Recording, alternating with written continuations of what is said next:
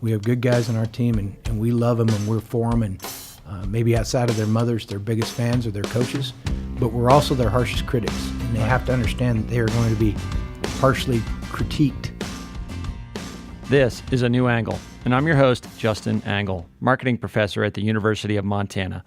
This podcast is my chance to speak with cool people doing awesome things in and around the great state of Montana.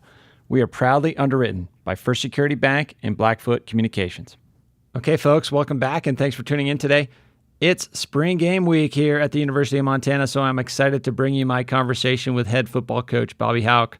Now, our discussion is not about X's and O's, where I would certainly be well out of my depth, but instead, we talk about some of the broader issues facing the game and the role football plays at the University of Montana in particular. Coach Hauck had tremendous success during his first stint coaching here, and our struggles since his departure have been well documented. It was interesting to hear his perspective on those challenges, his thoughts on coming back home, and his thoughts on the role football can play here at the University of Montana and in our future. It's clear in this conversation that Coach Hauck is a staunch advocate for the sport and what it can do to shape the character of young men. We talk a lot about culture and values and the sort of team he's trying to build here. We also talk about some of the unique challenges and responsibilities facing our student athletes. I was really thankful that Coach was willing to free up time during a busy week, and I hope you enjoy the conversation as much as I did. I'm excited to bring it to you right now. So we're here today with Coach Bobby Hauck, head football coach at the University of Montana. Coach, thanks for coming on the podcast. It's great to be on with you, and obviously any time that we get to spend time with our colleagues from around campus like yourself, it's a good day. Yeah, and we hadn't met before, so I was really excited to meet you and get over here to the athletics offices. Likewise. Yeah, and we're catching you kind of in the midst of spring practice, a delayed spring practice, because it's been a bit of a delayed spring here in Montana. Yeah, I mean, obviously those of us that are living here recognize the fact that a couple weeks ago it was pretty Arctic and we weren't getting above zero and maybe even as low as 20 below. And we had to push the start date back a week just because the field was we don't worry about the temperatures so much. We go when it's cold. It's an outdoor game, but the field conditions were so bad that we couldn't it was frozen so solid we couldn't get a cleat in the ground, so we couldn't go. Gosh, I mean, that's kind of unsafe for the players at that stage. Yeah, well, that's why you go. It's a safety issue. I mean, it's not a toughness issue. It's a be smart and be safe and get good work in. So those three things have to be available to us or we don't go. And that's got to feel pretty good to finally get back outside and get the players moving around. Well, especially the last few days, we don't need to sit here and talk about the weather all day, but the weather's been so bad that to get out there in the sunshine and 50 degrees or whatever has been, it's felt like spring out there, and it's been a lot of fun. And the guys, including the coaches, have had some bounce in their step. And, I think my friends around the country probably laugh when they look at our practice film and they see snowbanks and they see everybody out there in shorts and T-shirts. They think we're nuts. Right. Well, I mean, that's what it takes to get the job done around here. Speaking of getting the job done, one of the things, I mean, maybe it's from my perspective as a member of the faculty here, but one of the things that I'd like to start out with is just got some great news about the academic performance of our student athletes across campus, and the football team's a big part of that, but some record strong GPA across the student athlete population here. And, what's your view? I know when you came back, I heard you listed out 4 priorities for your team, and getting a degree was the first one of your list. Speak to that a little bit. Well, yeah, when our players come here to go to school and play for us, I mean, they're in college. You're college students. You're here to get a degree, and that has to be first and foremost on their plate. And it's emphasized by our coaching staff. And they can't come here and be a dang shame to be here for 4 or 5 years and not walk out of here with a degree. And sometimes, and not all, but there are kids that age that are coming to college and they see it as a long-term proposition when it goes fast for most of them and all of us at that age. And we need to make sure that they understand that their degree and the pursuit of it have to be paramount to everything else. And, I think a lot of guys in my job say those things, but I hope that when you or others look into that, what I'm saying, that it actually holds muster with the result, and it's not just a bunch of words that I'm saying because you happen to have a microphone in front of me. And the last time here, it's a unique situation where I was being the head coach here for 7 years previously. During that time, when we got into our 6th and 7th year over that span, we graduated our football students higher than any team in the department, which is the only reason I bring it up is I want to toot our horn a little bit because that's unusual. Yeah. If we're graduating our football players at a higher rate than the tennis team, then we're doing something right.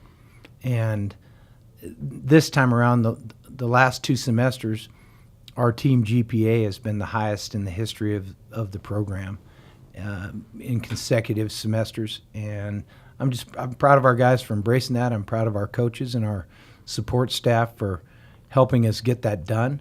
But, we're about our guys getting their degrees. In fact, I'd say we're really kind of about 3 things: growing up young men and having well-rounded, competent people going out the door that can be successful in whatever they want to do, getting their degrees, and then winning football games would be the other thing. And that's, to me personally, those 3 are mandates that I think our university shares for our program, but also when I look in the mirror, those are things I mandate for myself to try to accomplish in the program. I mean, it's interesting at this level of football. I mean, certainly we have a history of star players coming through and earning the ability to play on Sundays and in the NFL, but that's not your typical path of a Montana football player. So you're kind of, it's not unlikely that the Cat Grizz game their senior year will be the last time they play a game of football. Yeah, I think the tendency is to, and not just here, but nationally, is to focus on the guys that are moving on and getting a chance to play on Sundays. And the fact of the matter, at Montana and every other college football program, the vast, vast majority don't play after college. And a lot of them aspire to, but that, to play in the National Football League is, those are truly 1%ers or less of Division I college players. I mean, even team like Alabama, who's been in the FBS National Championship pretty much the last 10 years, they probably have 5 guys a year that make teams. So when you look at that, that's 5% at Alabama, right, let alone everybody else in the country. So it kind of goes back to what you and I discussed on the degree. All of these players nationwide need to focus on their degree as their future. It's going to open doors for them after football's over. Football ends. And then the other part of the Sunday thing is the average NFL career for guys that actually make teams is 2.8 or 9 years. Right. So you are not going to be able to sit there and do nothing from age 26 on. You better have something to do and have a passion for something else. So coming back here has had to have been a really interesting kind of cultural experience. And we can talk about culture and how to change culture, but just by way of sort of you understand a little bit about me, I landed here in 2012, and it's been an interesting period of time, both for the university and the community. And what was it like for you during your time at UNLV and San Diego State to kind of be watching what was going on back here from afar, both at the university and the football level?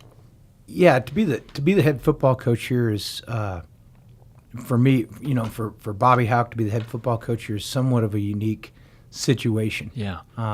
There's probably not too many guys in the country, or maybe no one, that has the same attachment to the university and the state that I do here. I mean, I'm a 3rd-generation alum. This fall, I'll have 3 of my own children on campus here doing different coursework. One of them on the football team, 2 of them doing graduate degrees. I'm an alum, and then you couple that with the fact that this is my 3rd tenure on campus after graduating. Yeah. I was a volunteer assistant coach, and I was a head coach, and then I'm back as the head coach. So I've got a very, very unique purview and attachment to this university. And so with all that being said, I probably don't need to go further, but that is evidentiary that I'm invested in this place heavily. Absolutely. And have been since, my earliest recollections as a child of which college I was probably going to attend or which sports team I was cheering for or whatever. It's Montana and the Montana Grizzlies. So while I was away watching what was going on, there's some things that were not getting done to the level they should have and kind of disappointing at times. But I think that one of the things that's aggravated me the most is how much focus there is or has tended to be during that interim on negativity. Yeah. And you don't read, there are so many good things, and you work on this campus, so you're around and doing this podcast with people, you see it. There's so much positivity. There is so much good work being done. Mm-hmm. There are so many great folks on this campus that are working their tails off, care about the place, and doing a great job that none of it gets mentioned. All that gets mentioned, and we'll go back to the other side of the 1%, we'll go back to the 1% or less that are not holding up there into the bargain, whatever that case may be, and that's where the focus lies.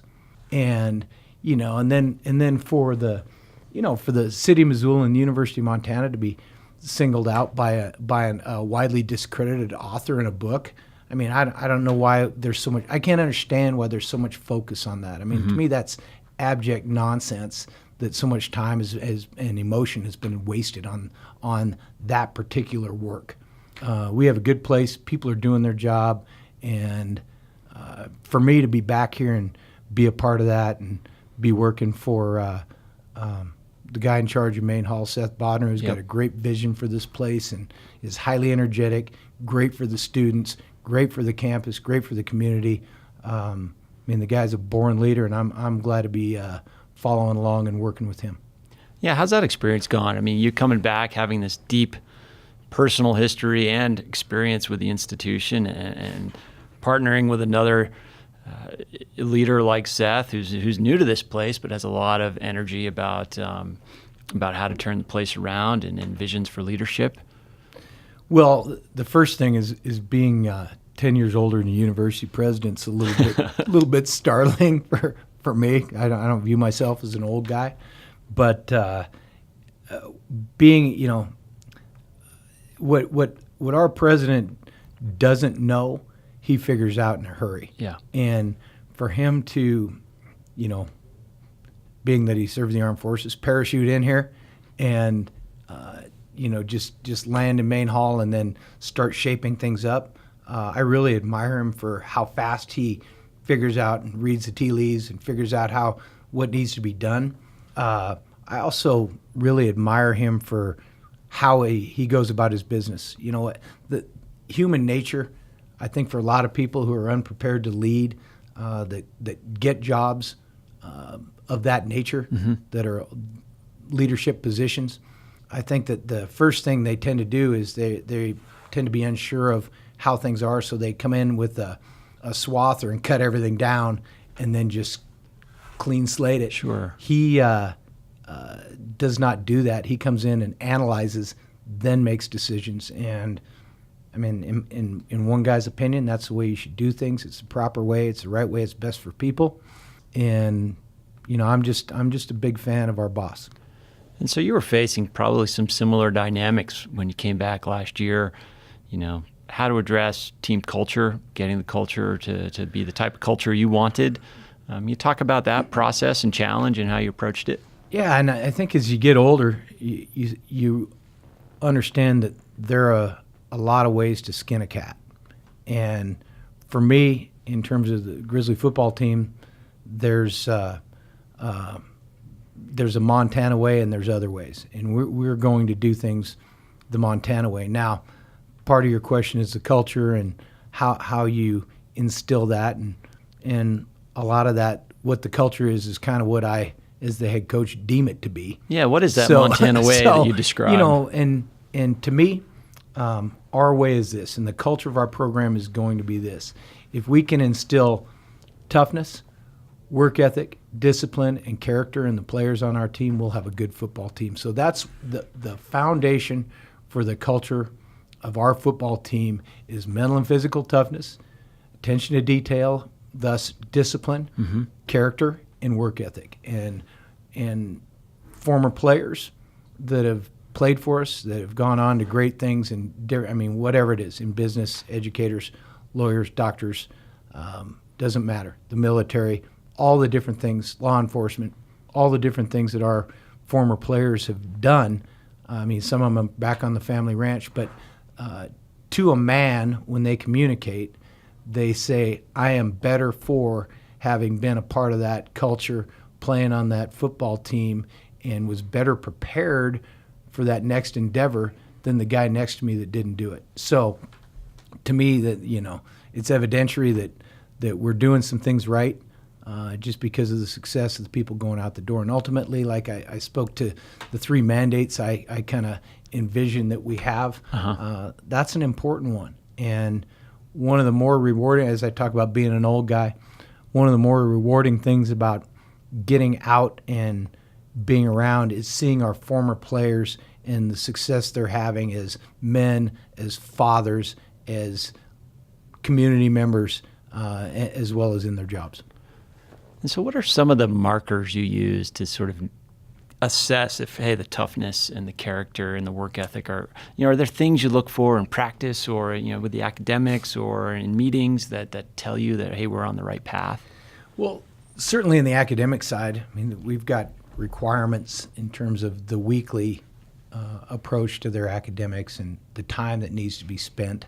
Not every student that steps onto this campus or any other one is totally prepared for the rigors of college academics. Right.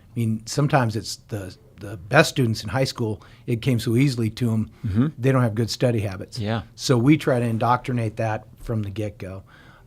It's a little harder to, you're quantified with a GPA at Sure. that point. So there's a result there. In terms of the other stuff, that's evaluated on things we do every day as a football team and the individual as a football player and an athlete. And the things that our players are required to do outside of their academic work, it's very similar to, in terms of time commitment, it's very similar to having a full-time job while you're a full-time student. There's a lot required of our guys. So I think it makes them attractive. There are a lot of people, corporations that are hiring, that they take that into consideration, knowing what they have to do to be successful in the classroom and being a college football player. And the requirements of our sport are a little different than others. A New Angle is underwritten by First Security Bank and Blackfoot Communications, 2 cool companies doing awesome things all over Montana. Hi, this is Jeff Meese, media technician at the College of Business, and you're listening to A New Angle. The amount of film work and teaching time and weight training, all those different things that go into it, they learn time management. They learn to do those things. The other thing... Yeah, that might sorry to interrupt, but that might good. be really instructive for the listener, is like, what's a day in the life of the typical University of Montana football player in terms of the demands on their time? Yeah, certainly in season it's a little more strenuous For and sure. out of season the time commitment's almost as much as in season. It's just what you're spending your time doing. But during a day in season, they're up early. If they need some type of treatment, the training room, that they're in there at 6:30 in the morning.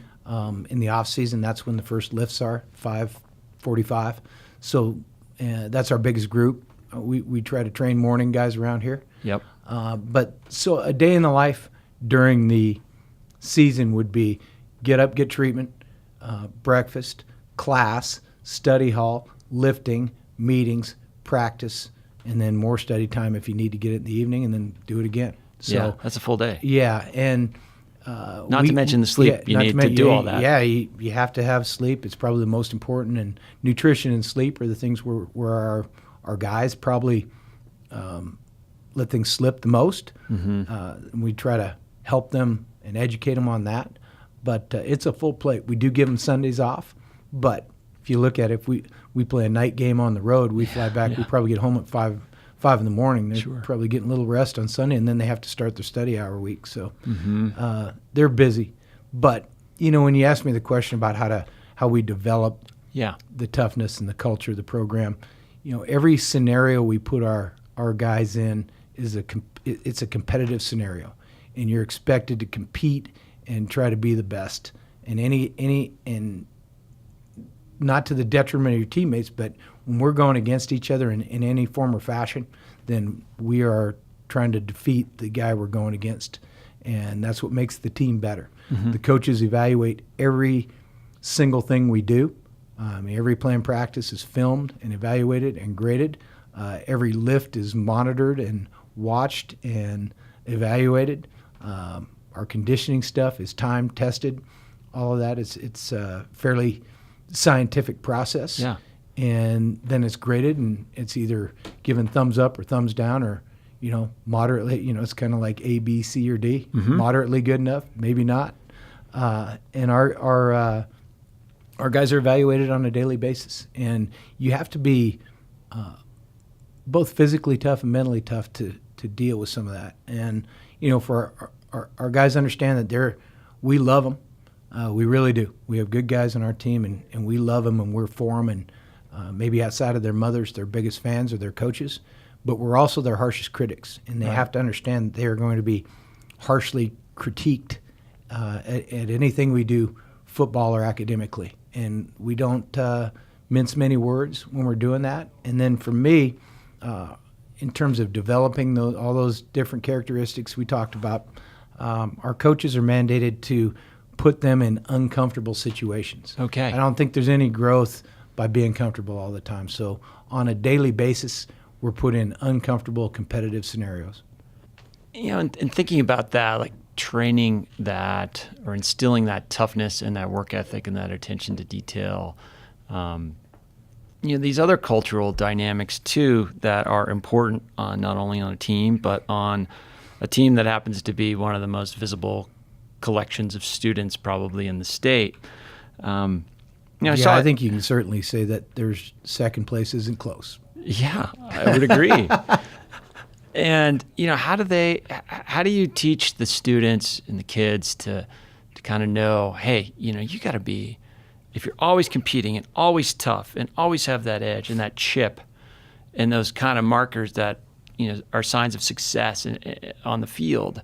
How do you turn that off as a student when you go into the classroom, when you're out at night with your buddies and Yeah, well, that's exactly it. You have to turn it off. Yeah. I'll have to have that switch. And, believe me, our guys are well educated to ever think that, that's a weekly, if not daily discussion.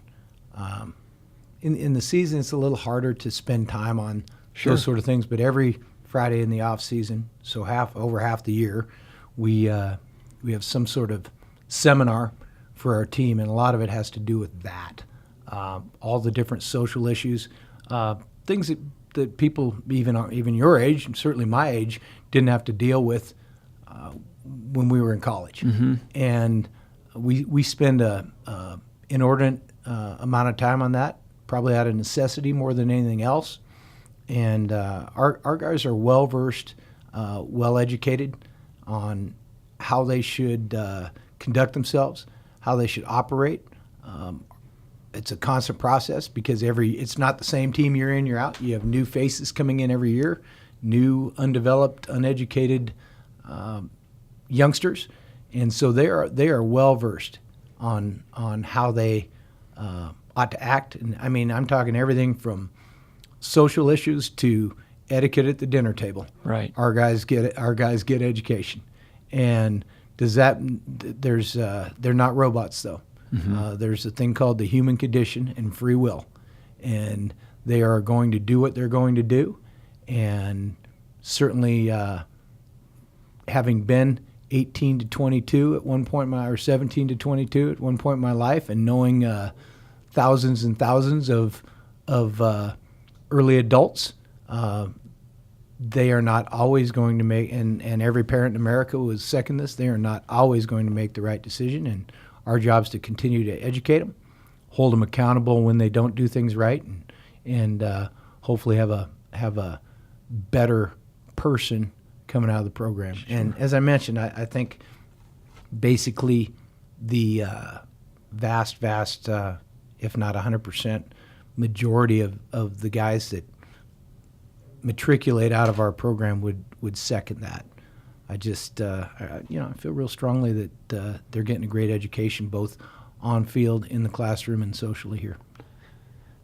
And an example of one of these kind of cultural exercises, I saw, I don't know where it was, some Instagram feed or something. You had a group called A Call to Men come in and do a seminar with the team. What was that all about? Well, again, this can be a little bit redundant to what I just mentioned. Yeah. But it's another seminar opportunity, and another educational opportunity to provide guys with resource and example of today's culture and how to operate within it. Sure. Successful group? It was a good session? Well, yeah, I think for a couple hours spent, it was about as good as you could possibly get. I mean, I thought it was valuable time for our guys. I thought that the gentleman that presented to us did a really fine job. I thought there's valuable information, and there's all kinds of things in there that we've got approximately 100 guys listening to them. Not all of them are gonna sure be tune in. Well, they were really tuned in. I thought it was terrific because Okay. we've had some of this stuff where I'm looking at them and 5 minutes in they're tuned out. Our guys were really engaged last night when we did that. I mean, they were locked in. They were active participants, and I can they have to, because they know I'm watching them. Sure. But I can tell when they're faking it and But when they're not, and they were engaged. I mean, it must resonate. It's a really interesting time and a challenging time to be a young man. It is, and I mean, you were that age. I mean, we're gonna hit them in the forehead with it a bunch of times until it sinks in. And I know I was that way, and I imagine you were too, to a degree. You probably didn't listen to everything you heard the first time, No. and it became who you were. So we're going to continue to stress appropriate behavior on and off the field. Mm-hmm. And I just think that it's valuable time, and the things we're doing now are things that would have been valuable to all of us at that age, but weren't available, and we're making those things available to our guys. Sure. And I want to sort of pull out the lens a little bit. I mean, one of the things that's a sign of a healthy culture is resilience, and that's something we need here at the University of Montana. We need to be resilient. We need to sort of turn the page and be on the upswing. How do you view the role of football in that equation, in sort of helping this university get back on track? It's a great question, one I kind of enjoy talking about, and I'm sure that there will be many that I wouldn't say many. There will be some that don't agree with my take on it. Mm-hmm. But resilience, persistence, determination, all those things. I mean, adversity has been said to not build character, but expose it. Okay. And how you respond to adversity shows who you are and what kind of character you have, and that can be us as a university community.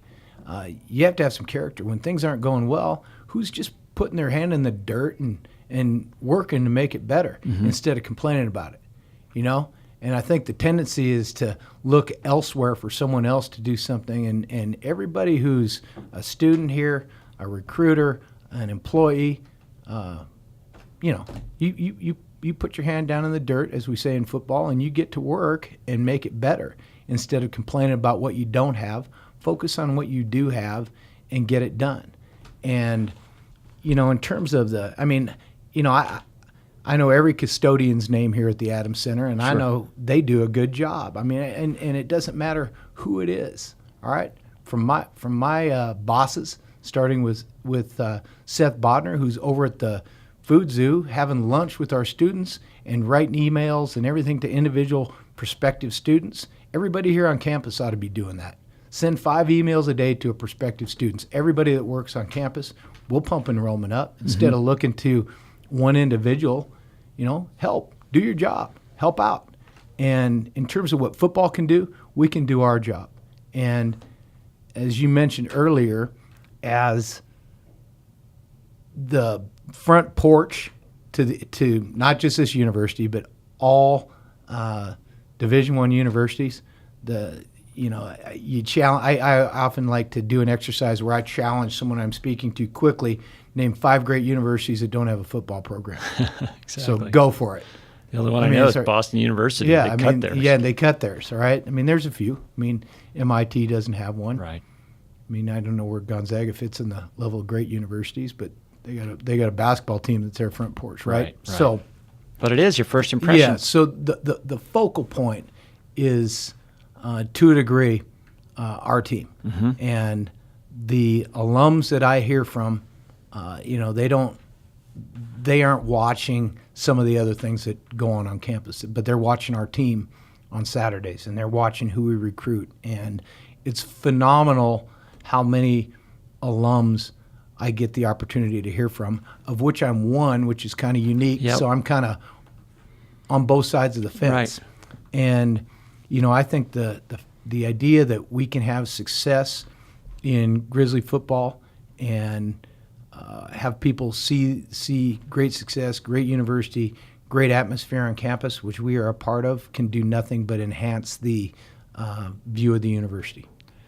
And it's that's an interesting framing. I agree. Like, football is so visible, such high profile, and it is the front porch, as you mentioned. It's also a sport that's kind of going through some interesting times, and this is like two sides of a coin. It can be such a positive in terms of all the values it can instill in a group of young men, but there's challenges to the sport. Player safety and player culture at all levels. We've talked about some of that, but kind of make the case for football and why it's such a positive force. And you've chosen to make it your life's work. For football's the greatest game ever invented. All right, it really is. There's nothing even close in terms of team sport and what it gives to those participants. Also for what it gives to those that are not active participants that are invested emotionally, meaning our fans who get great enjoyment out of it and get to experience it on Saturdays. But all the things that we build and develop in both of those groups is unbelievably positive. When you talk about player safety, football is safer than it's ever been. The equipment's better, the techniques and coaching are better, the rules are better, and we've been playing football for almost 200 years. Since Princeton and Brown played in like 1875. We've been playing college football. I mean, that was before the Battle of the Little Bighorn, just to put it in perspective. Yeah. In a Montana perspective. So football's been played a long time. It's been there have been different rule changes at different times that have pulled it back into being safer in some regards.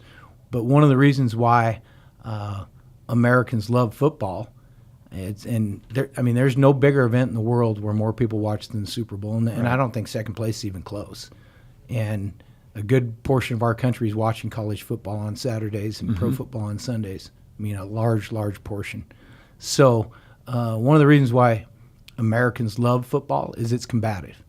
I mean, it's a physical, combative game, and Americans love it. And so and for that reason too, to a degree, football's been under attack. Yeah. I don't think we should shy away from that fact. Call it what it is. Some of it valid, some of it not. I mean, there was a big hubbub furor about concussions 5 or 6 years ago that was based on a study from Boston University. It's a flawed. Whose methodology wouldn't pass a graduate level research class. Okay. So be it. It's media generated. It's media dominated, and it has to be addressed. But what they don't say is, 6,000% more kids die riding their bicycles than playing football.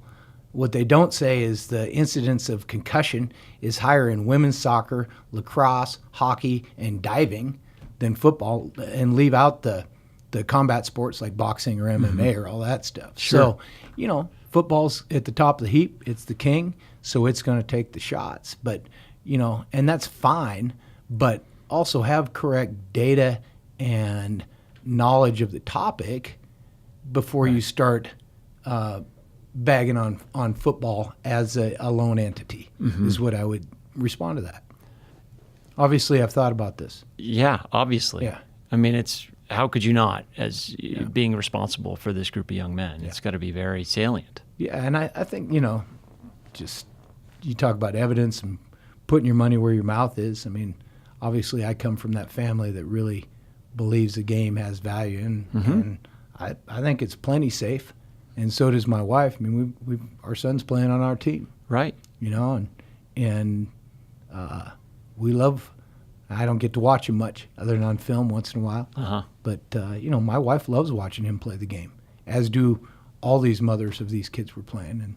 And it's been sort of something that is a little bit of a burr under my saddle. Sure. To see some of the youth football things go away and all that. And when you look at the number of injuries and all those things, I mean, I've told a couple of mothers that have asked me the question. I said, I'd keep them off that bike, get them a football uniform. It'd be more safe. Yeah. And to watch football go away in some municipalities, like, talking to Dan Hawkins, and he's at UC Davis now, and to watch that go away in Davis, California, is a little bit discouraging, because we've seen all the great things that the game has provided for, and I'm going to go back to what I said a while back about it's not about the NFL. It's about all the good things that kids get from playing football in high school and at all other levels that they're better for. You mentioned in there family. You mentioned in there the Super Bowl, and I can't help but ask you, as like a long term. I lived in Philly. I went to college in Philly, and just suffered through a lot of heartbreaking years of the Eagles. Your brother coaches for the Eagles, and what was that experience like, following his success in the Super Bowl year and all of that? Well, he had a long playing career. Yeah, and 4 of those 13 or 14 years were spent in Philly. So he's got the double good name in Philly. Yeah, speaking of dangerous turf, right? Yeah, he got knocked old Michael Irvin into that turf, and that was the last time he played. But people in Philly kind of like him for that. But going to the Super Bowl, having a chance to be part of that was, for me as a football guy, was really cool, and as a brother, and to go there with my mom and my son and all that was neat. But watching him get a chance to finally be in that game, because he was close many times but had never gotten there, it was pretty neat. In fact, I was down on the field with him after the game while they were giving the owner and the head coach the Lombardi trophy, and I'm looking up and the confetti's coming out of the roof, and he's laughing. And I said, this is a long way from Big Timber, Montana. For sure. Where we grew up. And he's like, yeah, how about that? So, that was a great experience. Excellent. Well, it's been great to catch up with you, share some of your time during a busy week. I appreciate that. We're going to release this episode the week of the spring game. And, for people that might be inclined to come out and have a look at the spring game, what can they expect? Well, it'll be fun. We get out, last chance for us to put the pads on and go play. Certainly we view it as another opportunity to practice and get better, because ultimately it's about winning games in September, October, November, and December around here. And it'll be fun to watch our guys play a little ball, and it's check out some of the new faces. They're going to get a lot of reps, and it's good for our Grizzly Scholarship Association to generate a little revenue to pay for scholarships for all the sports, which we do a lot of around here in football. And I just it'll be fun, and I appreciate you having me on. I don't, usually it's X's and O's for me, and the chance to, just visit and speak my mind, which I never used to do, and I kind of do a little more at my age. But I appreciate the audience and the chance to be on the podcast with you and talk about the University of Montana and how passionate I am about our school and specifically our football program. Thanks, Coach. Best of luck. Go Grizz. Okay, I hope you enjoyed that conversation with Coach Hauck. Check out the game on Saturday and go Grizz. Okay, coming up next week, it's really difficult to think of a more different guest. A few weeks ago, famed tribal leader, organizer, economist, and activist Winona LaDuke visited the University of Montana to give the Presidential Lecture Series address. It was great to get some of her time, and tune in next week for a pretty wild conversation. Thanks for listening to A New Angle. We really appreciate it. And we're coming to you from Studio 49, part of the Michelle and Lauren Hansen Media Lab at the University of Montana College of Business. Remember that this podcast was supported by CED, Consolidated Electrical Distributors. These guys pretty much sell anything electrical you'd ever need, but they also hire a ton of our students. If you want to learn more about jobs at CED, visit cedcareers.com. Before we go, I want to thank some important peeps. Executive producer, Stefan Borsum. Producer, Aidan Morton. And interns, Aspen Runkle, Max Gibson, and Ellie Hanasek. Huge thanks to VTO, Jeff Ament, and John Wicks for the tunes. And finally, props to Jeff Meese, our master of all things sound. Finally, if you have any questions, suggestions, comments, insults, whatever, please email me at anewangle@umontana.edu. Help us spread the word, and be sure to use the hashtag #anewangle when you do. Thanks a lot. See you next time.